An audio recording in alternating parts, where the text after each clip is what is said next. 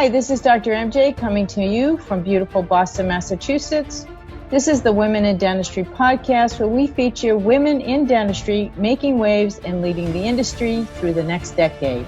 I am your host, Dr. Mary Jane Hanlon, a former dental assistant, dental hygienist, and now dentist.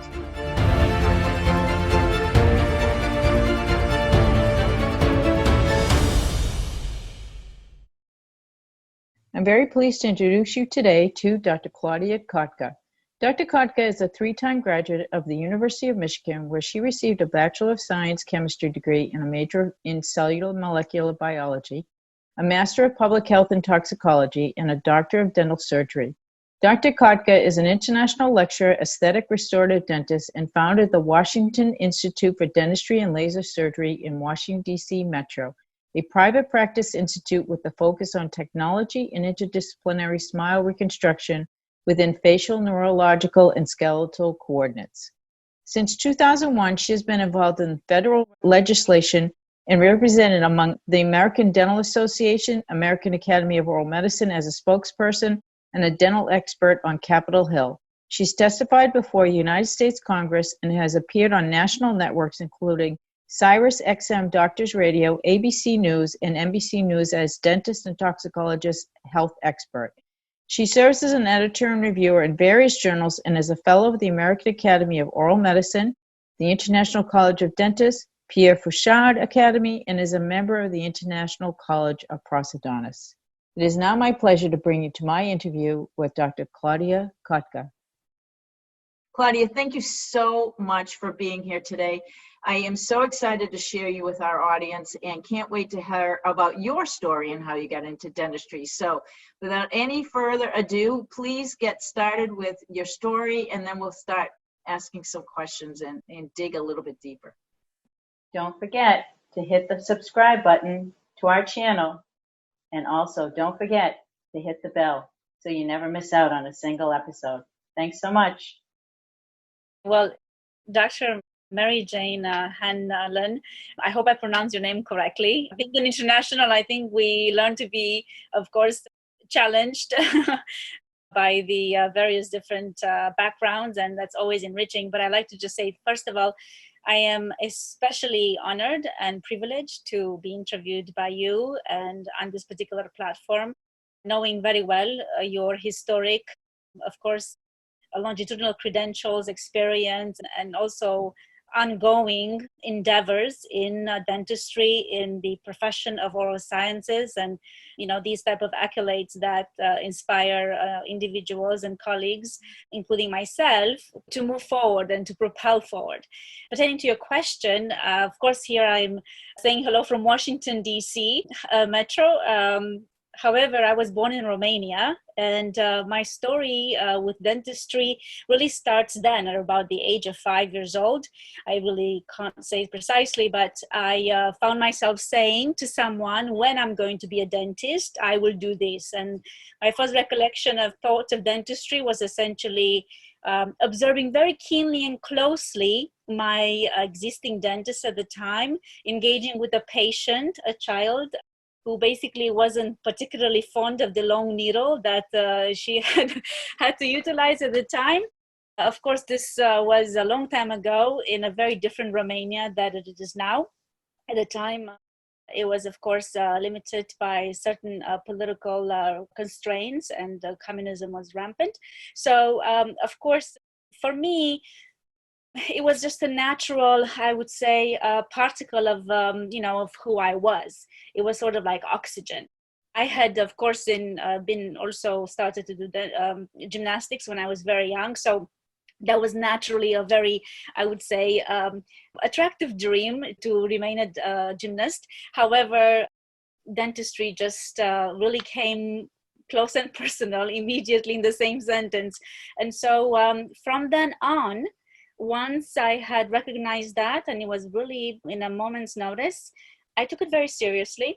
And everything that I ever did was within the context of pursuing that dream. Wow. 5 years old, you really knew at 5 years old that you wanted to be a dentist. I think that's the youngest age I've heard that somebody realized what they were going to do. Yeah, so don't pin me to 5, but it was basically around that age, 5, 6, something like that.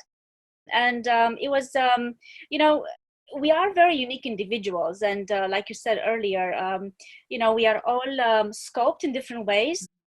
And there's no one that has been before like each of us and will never come like each of us. So, you know, within that spectrum, there are, of course, strengths and weaknesses. My weakness, particularly at the time, was that I was in a very limited environment. I really didn't know how that was going to transpire later.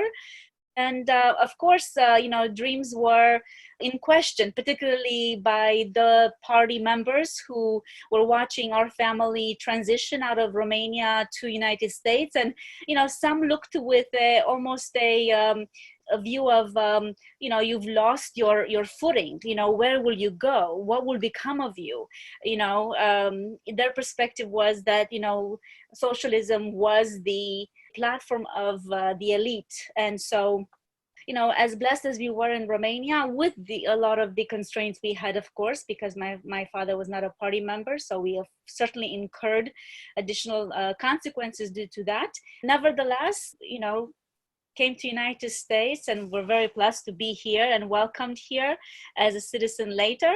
And, you know, was given even more of opportunities that I could have ever imagined, or even my own parents could have ever imagined, because we know that this country is exceedingly rich and really blessed with not just resources, but with a vast amount of thought process, principles, and history of experience. So did you come at a very young age and go to dental school here in the United States, or did you go to dental school in Romania and then come? So my father had defected in 85. And so in 87, we had the, of course, it was a miracle that we had reunited the family abroad so quickly, since it was really, I would say, quite rare. It was a rarity to wait a short amount of time. Typically, families waited up to 10 years to reunite abroad. So our family reunited within a year and a half, and that was in Michigan. My father was very keen on Michigan, hence the Michigan training for 10 years. So it was, you know, it had happened in a way that really could not have been, I would say, completely controlled or planned. But it was, as I said, it was a miracle. Serendipity, yeah. Very good. So you did dental school in Michigan and undergrad at Michigan? I had studied, yes, I did all my training in University of Michigan, all 3 programs, undergraduate in cellular molecular biology. I have a chemistry degree. Michigan is was one of the 3 universities at the time who actually had a degree in chemistry as an undergrad. And so I did honors chemistry, and my thesis was with the School of Dentistry. My chemistry thesis was with the School of Dentistry on the project with the late Dr. Jonathan Shipp, on parotid sparing saliva in chemo radiation and therapy patients. So, and some of that actually made it into the 7 or so posters at the IADR subsequent years later, and of course some publications. And then I, of course, in the interim, I had done public health, environmental health sciences, toxicology. I was interested in clinical toxicology because I was very driven by innovation. As a young, I would say, again, some of the inherent characteristics, perhaps, of the genetic makeup propelled me, of course, in mathematics, as well as this aspect of mechanism and physiological mechanism, specifically understanding why things occur, how things occur, the mechanism by which it happens. And we know that from the core sciences, as well as from mathematics and physics, we know that there is one real thing, and then everything else is, you know, can come close to that, but it's no match for the truth. So that's what science really, I would say, gives us as clinicians, an incredible armamentarium in order to execute the best options for our patients at the time they present. And so all that was, I had the privileges as well as and the honor to do that at University of Michigan, and they gave me an incredible opportunity to, first of all, step into the hospital dentistry volunteer opportunity. Once a week, I essentially hung out around, a plethora of amazing clinics at University of Michigan, dermatology, pain, TMD, and of course, University of Michigan has such a, I would say, enrichment of international visiting scholars or clinicians from all over the world. So you essentially, I was sort of like that fly, in the room and just hearing numerous different recommendations and thoughts on complex situations for 10 years, up to 10 years. And by that time, I actually had, of course, graduated from University of Michigan with a DDS and then started practicing. So I felt incredibly propelled and incredibly equipped because of that.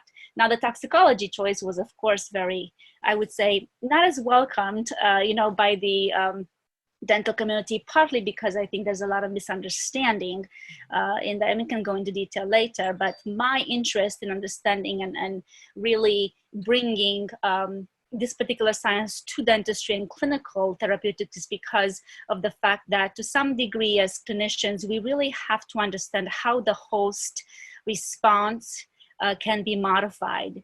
And we understand that and we depict that by understanding how things fail.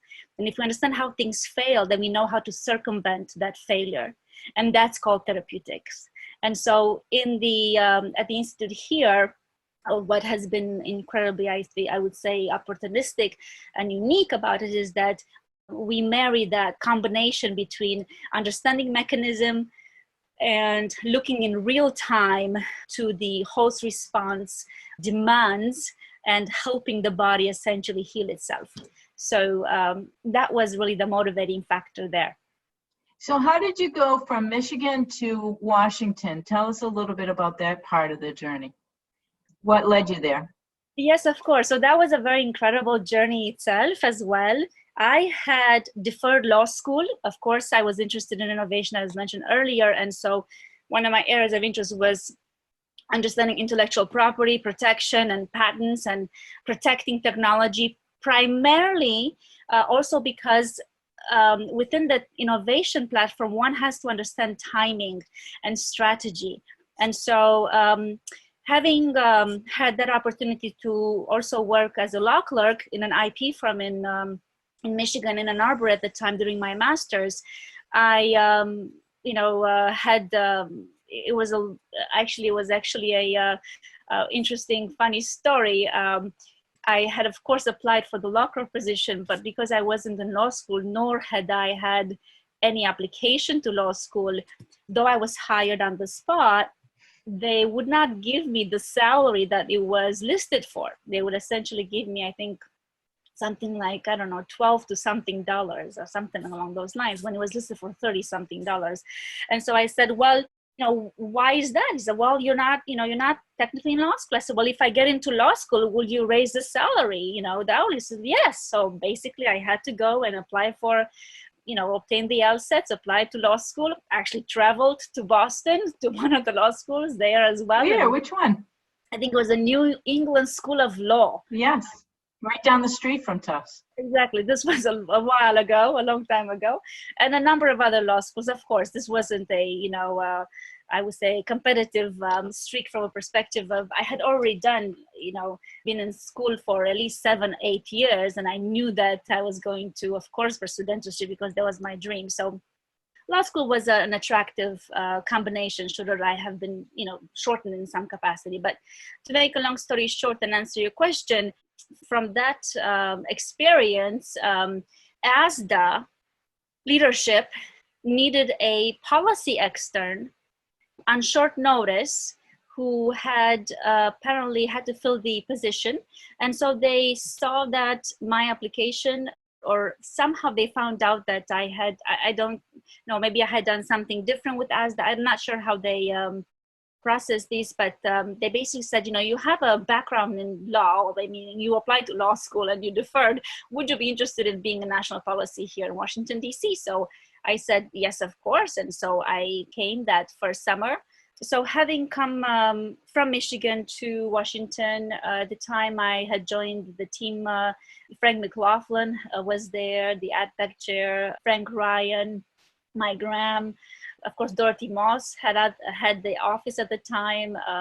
And so I really had an opportunity to witness front and personal the experiences of representing clinical thought, position on Capitol Hill, engaging with interest parties, various different groups, organizations, and very different platforms. And so for me, that was the process of how innovation is platformed with respect to improving access to care, but also improving therapeutic improvement for patients in a mass distribution.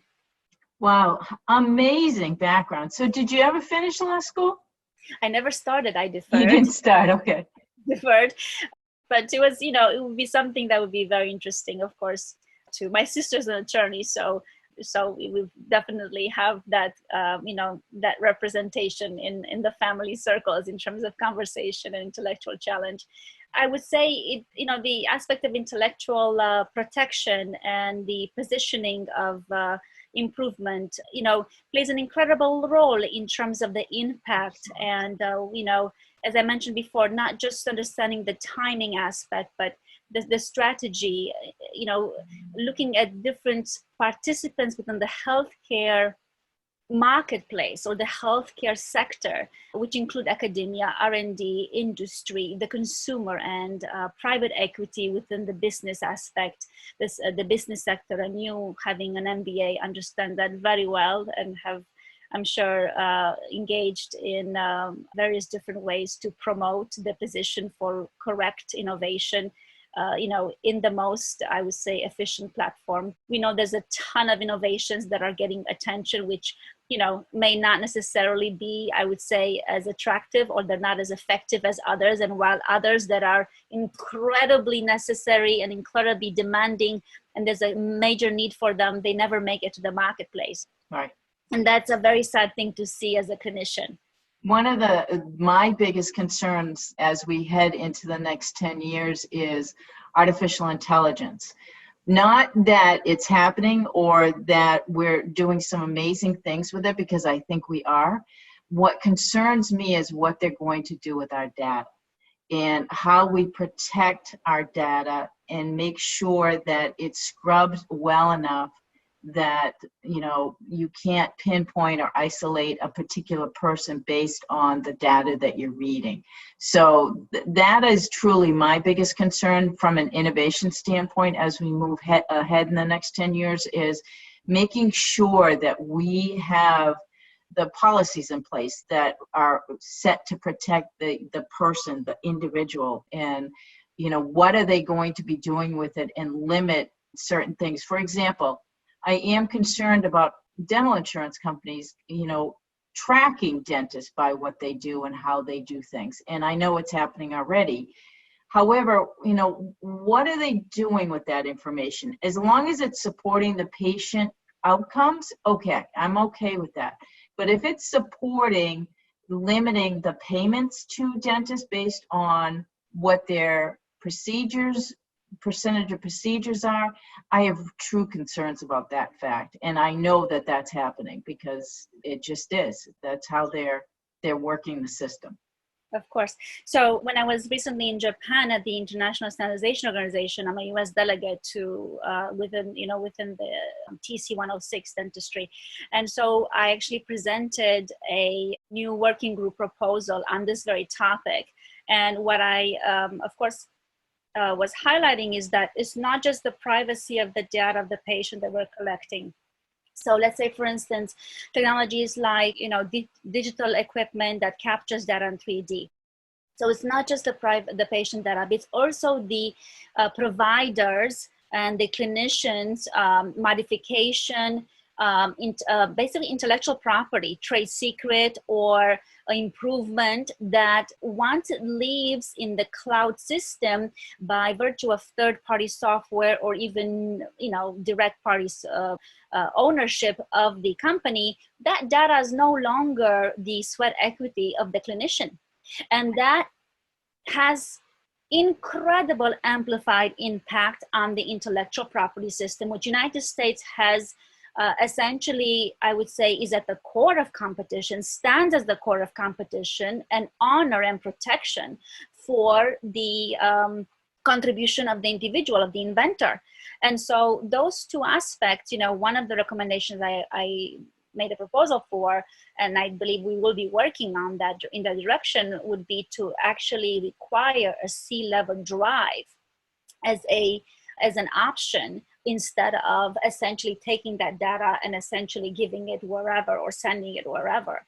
And so I know that with today's technologies, the local C drives don't necessarily have to be in the same platform or network as they are presenting, or perhaps historically, but they can certainly be, constructed in similar forms. But again, not have it been given to third parties, but rather have it, be essentially under the sole jurisdiction and protection of the clinician, and having that remain very locally. So, you bring up an excellent point in this. Absolutely. So are you in private practice now? So do you balance private practice with your lecturing? Yes, so I've always been in private practice here in DC as well as in DC Metro. And simultaneous to that, I have essentially parlayed and moved forward with all the opportunities that I've been given in policy, regulatory, lectures, of course, as well as innovation, consulting, and also advocacy for consumers in terms of being upfront and personal in the media. And we know with the COVID-19 example how important that is to have accurate scientific information be shared with the public. Just on a side note, personal side, have you had any interactions with any of the vaccine companies being, the vaccines being developed? Have you been tracking a lot of those? There's so much concern about getting a vaccine, but I will tell you, I'm really hesitant to go for the first one because you just don't know. They're rushing to market, and you want to make sure that the safety structure has been in place, because sometimes the vaccines don't always work. And Absolutely, you make several points that are, I think, crucial for us to recognize. First of all, the solution is really not vaccinations, particularly when you're dealing with a pathogen that is not on the grade of, I would say, tropism, like HIV is, like polio, and some other, for instance, viruses which actually are oncogenic or have oncogenic potential. When we're speaking with pathogen that essentially only perhaps weaken the immune system in such a way where the comorbidities have a manifestation, this is what we're dealing with here. The appropriate therapeutic solution includes, first of all, identifying the cause, which is the comorbidities aspect. And second of all, of course, in the crisis, incorporating a multifactorial solution, again, based on mechanism with respect to the antiviral combination of whatever, pathogenic opportunistic infection might occur or might have been contributed, with the aspect, of course, of having the right solution be implemented at the right time. The fact that we were not given access to our patients, and our patients being essentially taken from us in terms of having those type of access to minimize periodontal infections, to minimize abscess, to minimize, we know the oral systemic plays such an incredible role in, overall in the systemic protection of the immune response, and that's really where the bulk of the focus ought to be and needs to be. Now, with respect to the vaccinations, we know that there are certain populations that can be at risk. Those are very far and few in between with respect to the pathogen we're speaking on. But if I were to, for instance, and I have followed, and I've been always in contact, I would say, here in Washington, D.C., with various different groups, including, there's been a long type hype on vaccinations. I mean, when I first came to Washington, they wanted to do vaccination against caries. And, one says to oneself, well, what is, is it really gaining tracking vis-a-vis the aspect of oral, hygiene, implementation, as well as with the appropriate intervention that carry risks that are cannot be compared with the risk for vaccination. So looking at vaccinations, we have to look at the mechanism and logic in which the science has been implemented. And that's really where the answer lies. And we know that in the last, I would say, maybe 20 years, where there has been a push for vaccination, primarily or maybe secondarily to keep vaccination pipelines going, just because globalization does present another layer to the solution. But nevertheless, we do have to still honor and respect the fact that we are unique individuals. Our profiles are unique. At the same time, the geoposition of the communities are unique.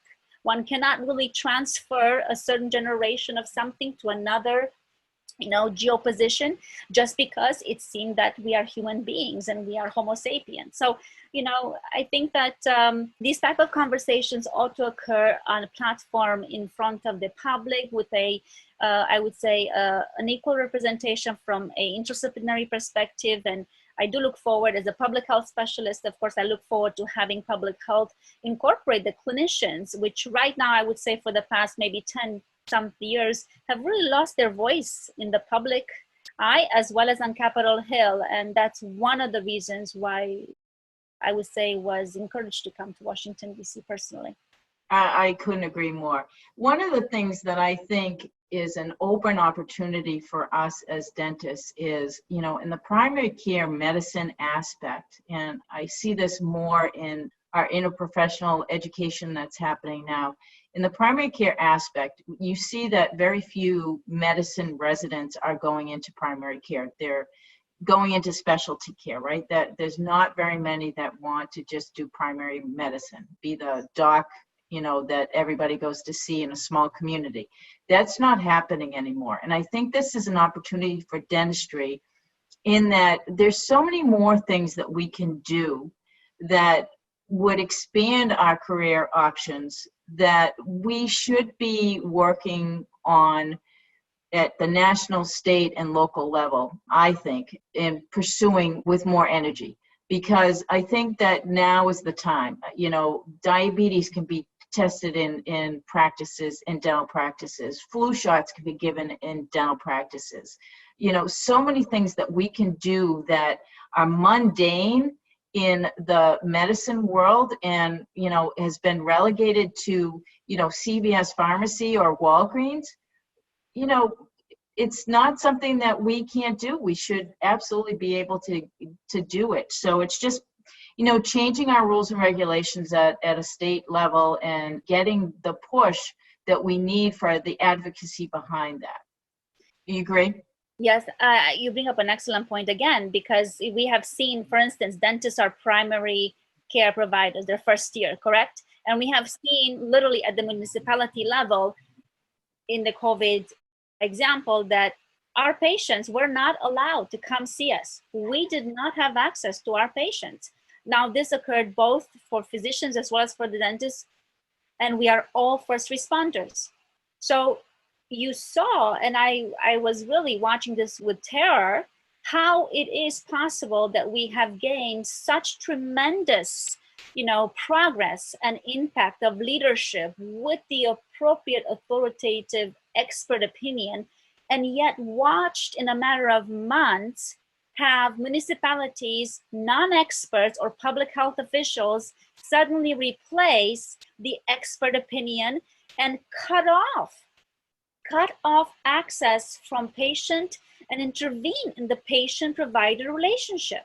And if that doesn't speak to every individual at every level, then I have to say that we've lost sight of what is right and wrong.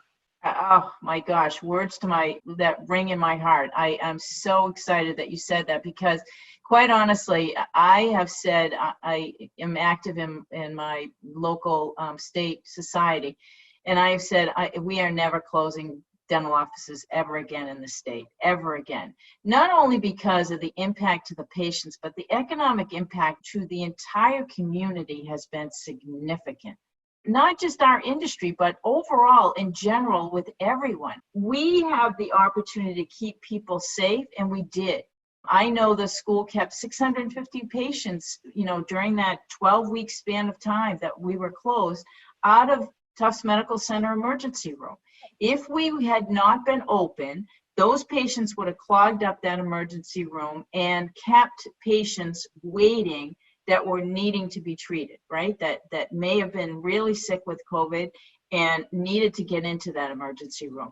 So our services are needed. We can, and we have shown that we can protect ourselves and we protect our patients at the highest level. You know, so much so that it's very minimal the amount of exposures that a dental practice has seen that, you know, that affected patients. So, you know, at this point, I think it's critically important for us to advocate on our own behalf to say, look, this can never happen again, number one. Number two, we can do so much more. We need to update our rules and regulations and get on board with where we are. Secondarily, you know, as an educator, you know, one of the things that I have been extremely frustrated with is the live patient exam. I know that you probably did your boards on a live patient. I did my boards, both hygiene and dentistry, on a live patient. The time has come to stop that. There's so many other ways that we can test competency, and I quite honestly believe competency belongs in the classroom, in the dental school, performed day in and day out on patients, not by some outside agency that is going to test on a particular procedure for that day. Competency is gained by doing the treatments over and over and over again. Sure, are we perfect at it when we graduate? Absolutely not. And nor are we ever going to be when we graduate. But are we competent? And can we provide safe care to the patient? Absolutely, positively. That can be judged at the school level. You want to test on a mannequin that I can make a nice, you know, DO prep or an MO prep? No problem. Happy to do that on a mannequin, but not on a live patient. You know, there's so many wrong things about, you know, not doing comprehensive care for patients and doing these one-offs that just doesn't make sense anymore from an ethical standpoint anyway. Mm-hmm. Yes, I understand that there's massive changes in the curriculum, and you, as you are involved, of course, at talks in the position that leadership that you have been involved for this last 7+ years, you know, you will know that what challenges. But I have to say that I would say that logic has to prevail, common sense has to prevail, in that, you know, the individual while learning is best suited to be exposed to situations while still under the umbrella of adjunct, supervision, of help, of input, rather than just a check. And we essentially run into situations that we hear about where, of course, we are tremendously, I would say, blessed and gifted in the United States as compared to some of the other alternatives across the globe. Yeah, I'm going to switch gears a little bit, if that is okay, to ask you some personal questions. And, you know, my first one is, what's the single best piece of advice that you have received in your career? Well, they're actually, you know, they're forever ongoing. So I have to say that they're numerous. But I would say that, you know, the one that, you know, regurgitates and revisits almost automatically is, you know, be yourself and really know who you are and recognize who you are and accept it. That comes with a lot of liabilities, and it comes with a lot of responsibilities. Privilege comes with a lot of responsibilities. And so, you know, I've been given tremendous encouragement, you know, since I was very young, direct and indirect. I myself, I would say, I am an innately passionate individual, and, you know, we all have our talents. And I've always looked to those advantages as responsibilities, where, you know, I would say my nightmare would be to bury my talents and not be able to execute them or share them or utilize them. And so I would say that that's, I was, in a nutshell, is what always brings things back into focus and incorporates why there's a need for progress and why there has to be a commitment to it. Absolutely, absolutely. Has there been somebody in your life that's really impacted you greatly and how?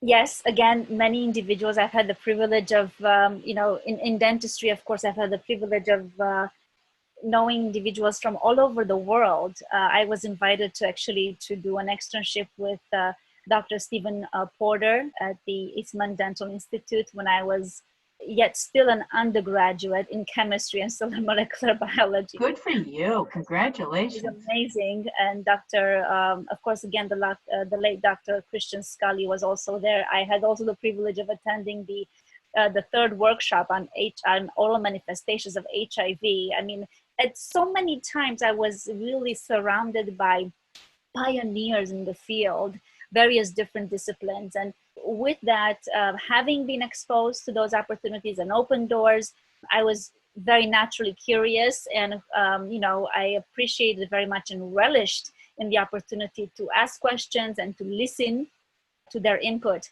On the personal side, and I think that it's equally important, if not even more propelling, because there are going to be obstacles and are going to be difficult portions of the journey, which oftentimes we find ourselves quite alone to one degree or another, involves, of course, my father and my grandfather, Mihai Avram.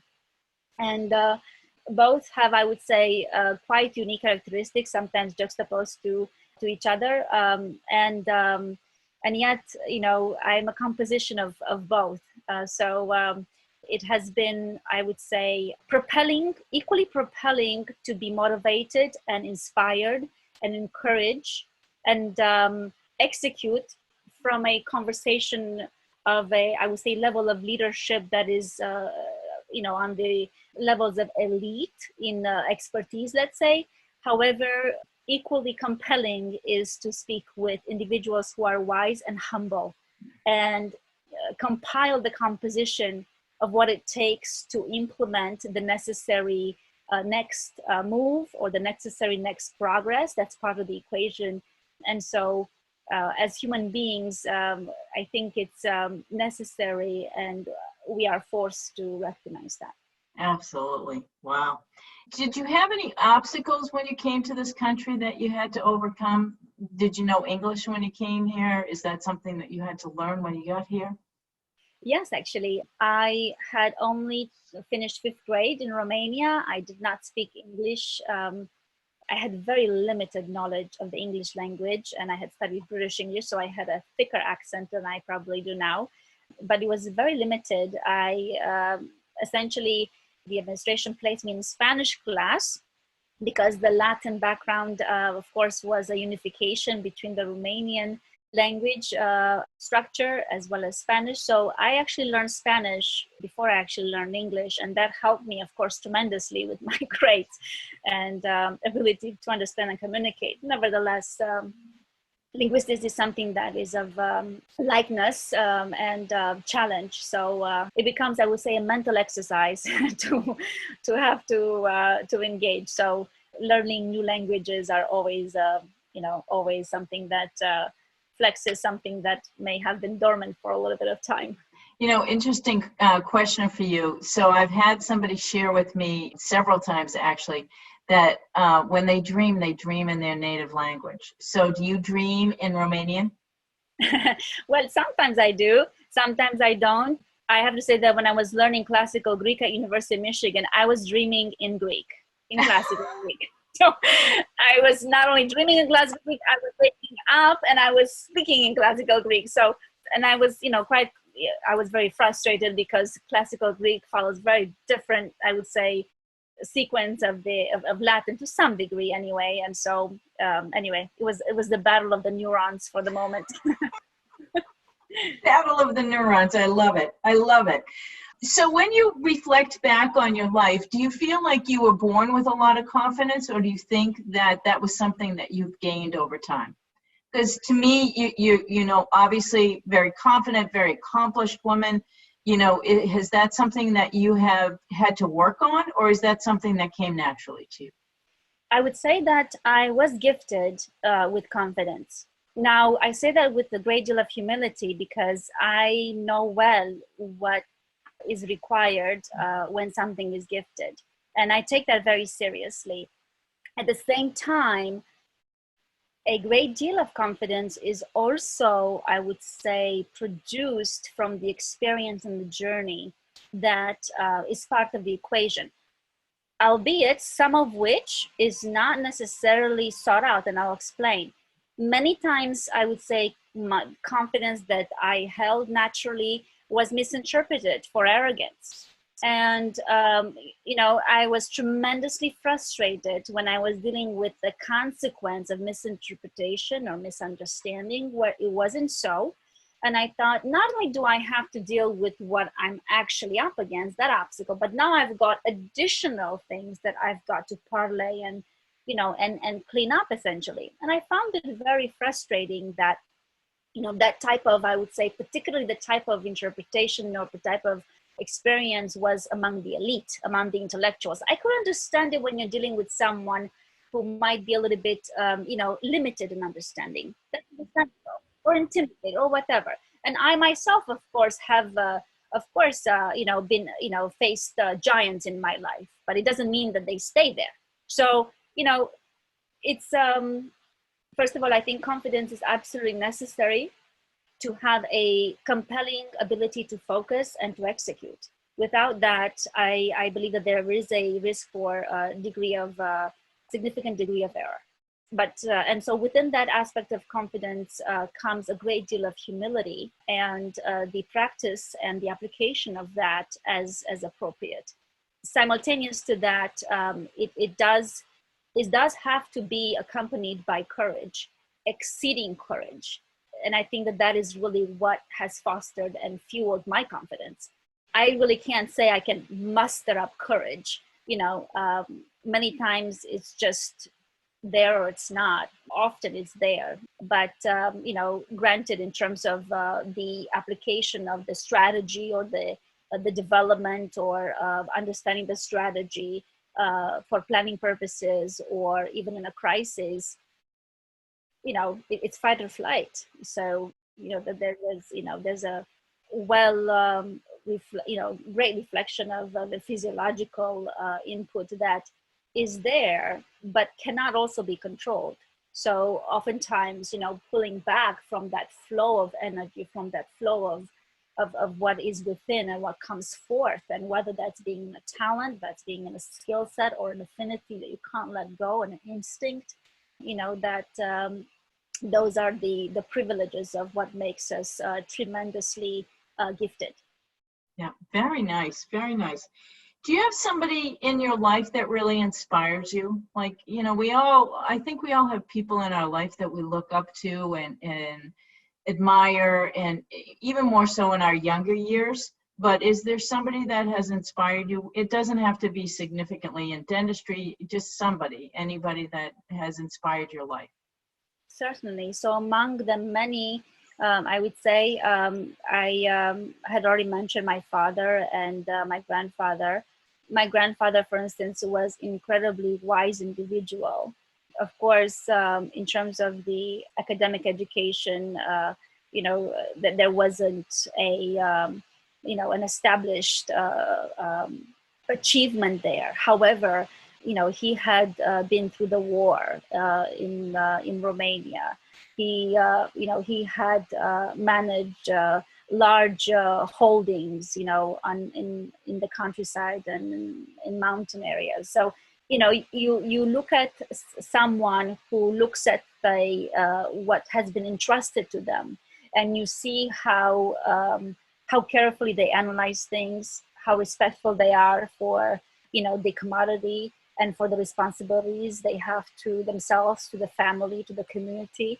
And I would have to say that that's really where I first tasted my, great deal of dose of wisdom, which, even though I couldn't necessarily verbalize it at the time as a, 4 or 5-year-old, and yet, or 6-year-old still, that's what I was always searching for, and I had a great affinity for. So as a child, I loved being around older people.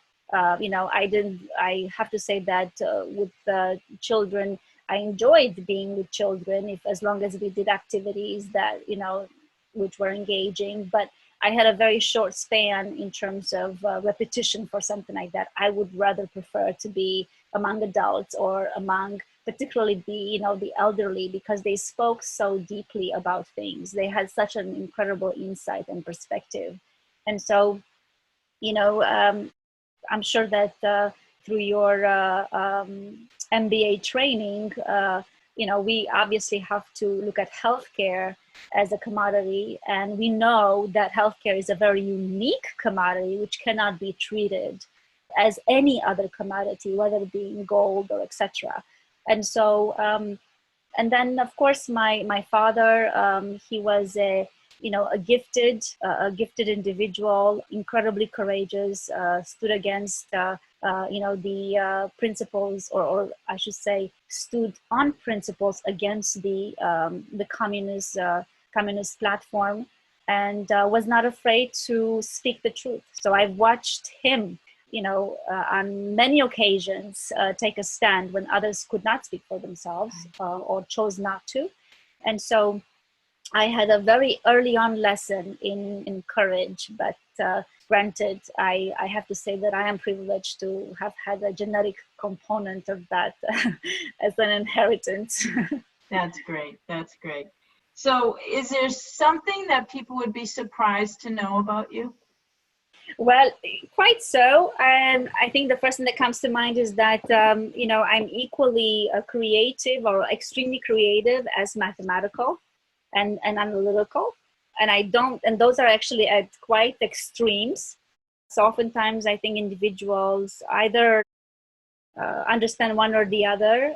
Rarely they incorporate both.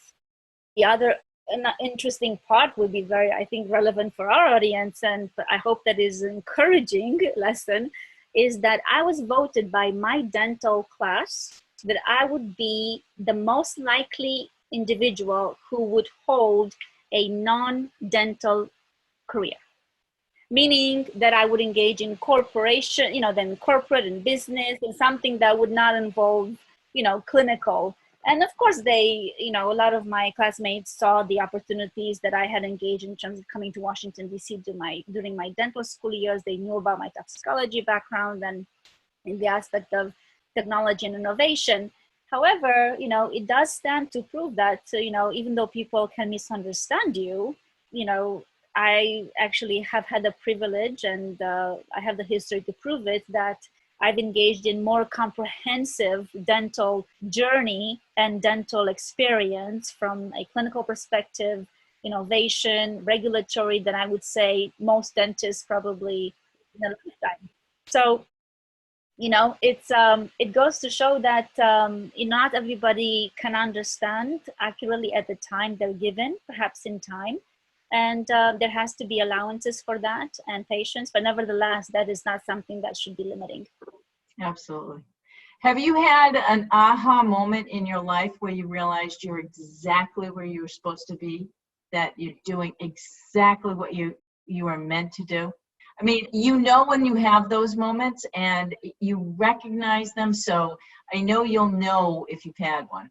Of course, many, and I have, throughout the days. I mean, I will mention two, given the spectrum of audience that who will probably be watching. One includes, for instance, the clinical experience of patients.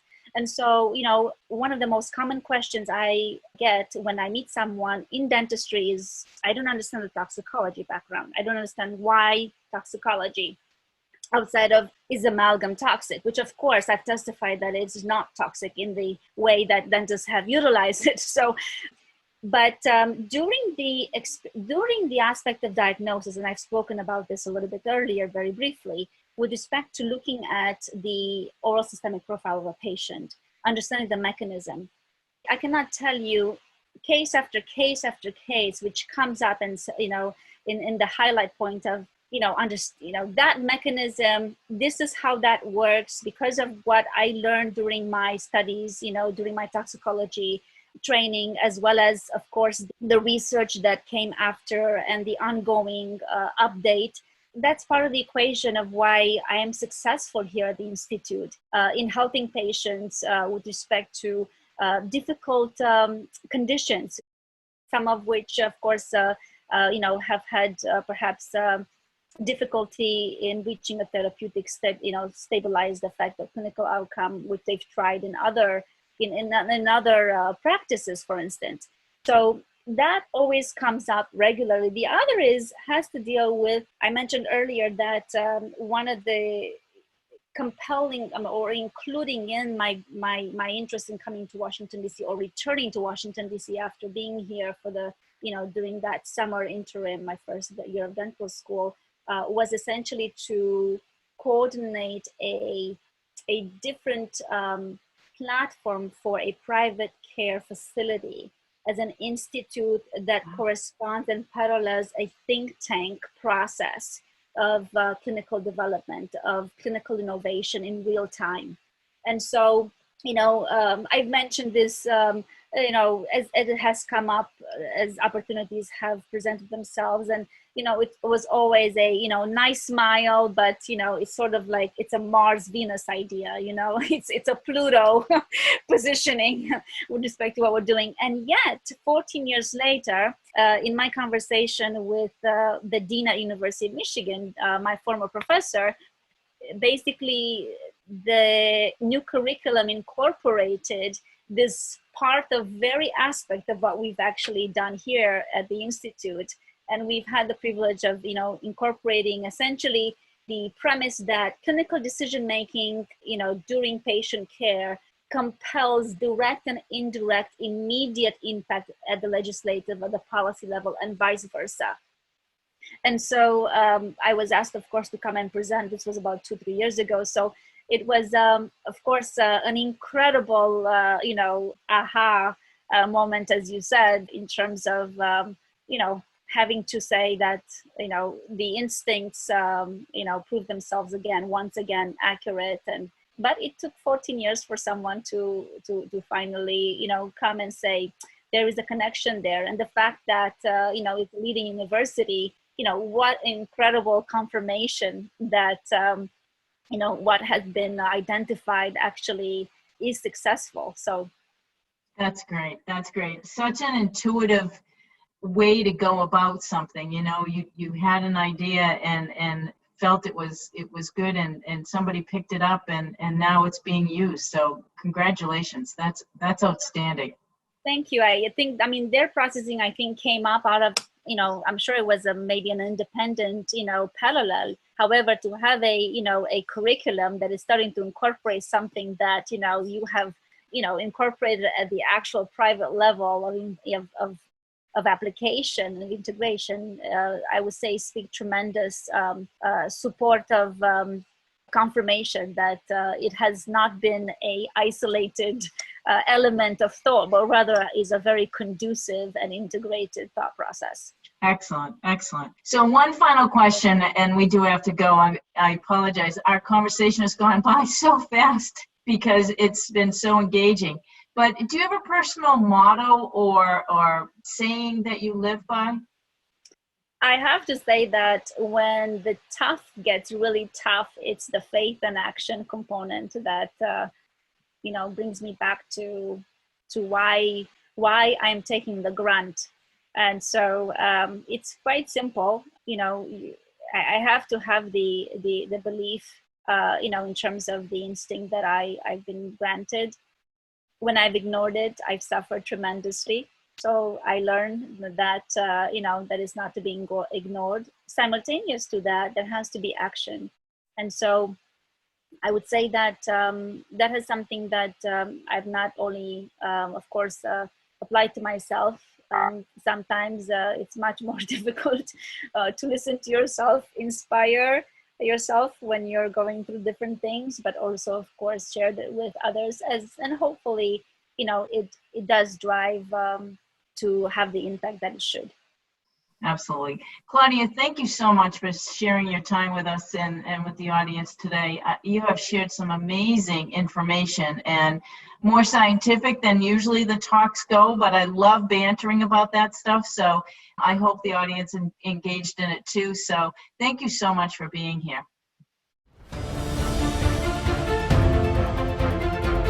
Thank you so much for listening to the Women in Dentistry podcast with Dr. MJ Hanlon.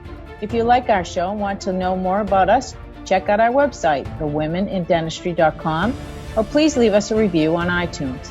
Join us for our next episode as we bring you another amazing woman leading the way for the next generation.